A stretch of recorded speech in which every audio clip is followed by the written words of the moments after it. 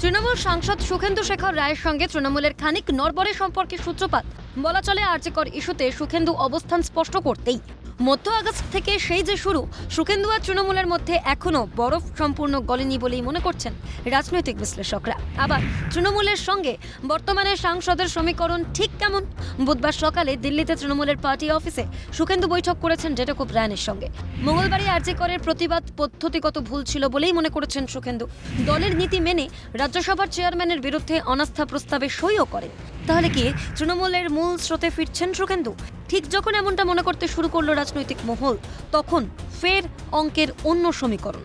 সকালে জেকব ব্রায়ানের সঙ্গে বৈঠকের পরেও দুপুরে রাজ্যসভায় তৃণমূল সাংসদদের বৈঠকে দেখা গেল না সুখেন্দু শেখর রায়কে। এমনকি তৃণমূল সাংসদদের হোয়াটসঅ্যাপ গ্রুপেও নেই সুখেন্দু শেখর। তাহলে কোনটা?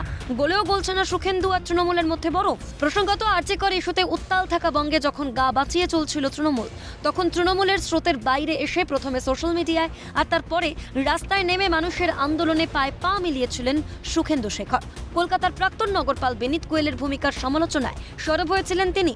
তখন থেকেই সুখেন্দুর সঙ্গে দলের সম্পর্ক খানিক নোনতা। উপনির্বাচনে বাঁধভাঙা জয়ের পর কালীঘাটে তৃণমূলের জাতীয় কর্মসমিতির বৈঠকেও দেখা যায়নি শুধু সুখেন্দুকেই। কিন্তু কেন? দলবিরোধী মন্তব্যই ছিল কাল।